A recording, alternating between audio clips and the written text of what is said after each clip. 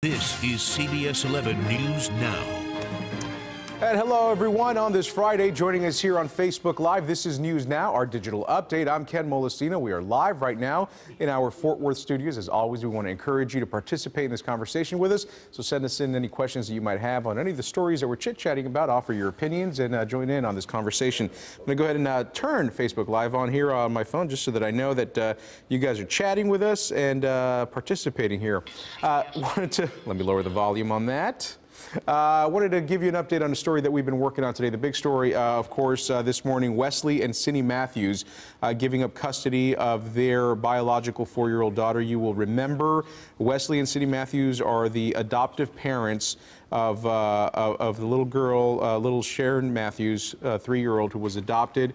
Her body was found not too far from their Richardson home inside of a culvert last year. The parents have been at the center of this investigation since the very beginning, with contradicting stories as to what happened that night. So they have been obviously under the watchful eye of law enforcement, and now we are hearing that they have given up their rights or relinquished, rather, custody of their biological 4-year-old daughter. This means that 4-year-old daughter now will be eligible to be adopted by a family out in Houston. We believe this is an extended family of the Mathews, but again, the parents in court today. This happened just after 11 o'clock. The lawyers got together. We knew that they were going to make some kind of a decision on their biological daughter, but that was what was reported to us by our Brittany Jeffers, who was in the courtroom earlier today. Of course, this is a story that we are keeping a real close eye on for you right now. All right, let's go ahead and bring in Brian New, standing by. Brian, thanks for joining us here on Facebook Live. Brian's working on a really interesting story today, having to do with an automatic feature on trains, or a feature rather on trains that allows them to stop automatically in case of an emergency. Right? Yeah, and a lot of us probably remember back in December there was that train derailment, the Amtrak train derailment in DuPont, Washington. Everyone remembers these images. 3 people were killed. Well, we had looked just about a week ago. The NTSB crash report came out, and in the crash report, looking at this accident, they said that had this train had the technology that you were talking about, the term is positive train control, and basically PTC is what they call it. PTC, right? Yes. Yeah. It's basically an automatic braking device. What it would have done in this case, had this train had this technology, is when it was going too fast around this curve, the technology would have automatically slowed and even stopped the train. And this is something, this isn't new technology. And that's kind of what we're looking into with our I-Team story. They have been talking about this technology for years, and Congress, a decade ago, made it mandatory. And so they said all commuter trains here in the United States need to have this technology. But what we're finding out with TRE here locally. Yes, TRE here being the biggest one. And the TRE is one of actually a lot of these commuter trains that still does not have this technology, even though it was mandated nearly a decade ago. Now, TRE is working on it, but it's a life-saving technology. Yeah. Everyone agrees with that, and yet we have seen it being pushed back, the installation of it, time and time again. And I know, Brian, that one of the things that you found out is that they're projecting now that perhaps they'll have this installed by 2020. That's their current projection, I understand? Yeah, so it was originally 2015. Right. Originally, they started talking about this at TRE. We found documents and reports starting back in 2008, 2009, when they started looking into this. They originally said we'll have it done by 2015. Yeah. Then it was 2018. And now we're hearing 2020. And what are you hearing as far as a reason as to why this isn't installed yet? Several different reasons. The big one, this was an unfunded mandate from the federal government. Yeah. So for the TRE, they're looking at $45 million. Yeah, that's a lot of money. Yeah, and you know the TRE, when you compare it to Amtrak or some of the larger rail lines on the East Coast, it is a relatively small agency, and the TRE is basically a partnership between DART and the Fort Worth Transportation Authority. So $45 million is a significant amount. The other thing that we have kind of discovered in our investigation is when the federal government came out and said, hey, we're going to make this mandatory. Well, there wasn't enough vendors at the time, and the technology was still kind of developing. So it's one of those that for lawmakers, it sounds great to say you got to do this, but there's there's some challenges. There's a lot of stuff that needs to happen. Okay, all right. And of course, you're working on this story for 10 o'clock. Yes, we'll have the big story at 6 tonight. and then 6 and 10 o'clock. All right, Brian. Well, thanks so much for joining us and for sharing what you're working with here with our audience on Facebook Live. Appreciate it. All right, take care. He's going to head back over to work now. We're going to get Elise Parks over here in a little bit as she walks on over there. I want to mention something, Elise, we'll just chit-chat about it in a bit. You know, George Soros, he's this billionaire hedge fund manager.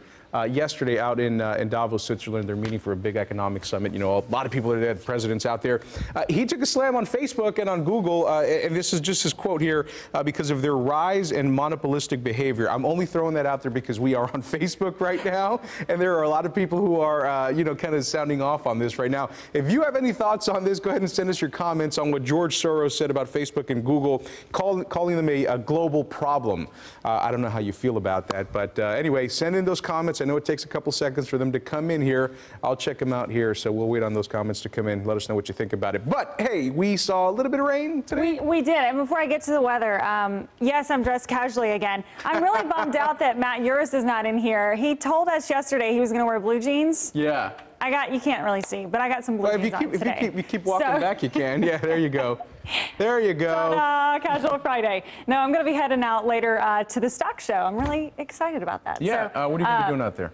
Well, we'll see. It's a surprise. All right, okay. I'll give you some weather info for sure, but I think we've got some fun things planned at the stock show. And if Matt's not wearing his jeans, he loses this bet or whatever you want to call it. I hope he's listening right now because you are calling him out. I am. I'm sorry. Okay, weather-wise, yes. So let's get to that. We do have some changes heading into the weekend. Of course, some really heavy clouds have moved back in, and we are seeing moisture build back in, which is a good thing, and especially in regards to what we were talking about yesterday, which was that elevated fire danger. Waiting on a cold front to pass, that's going to happen very early Saturday. So you can start to see that edging towards the panhandle, and that's going to be the trend through the day today.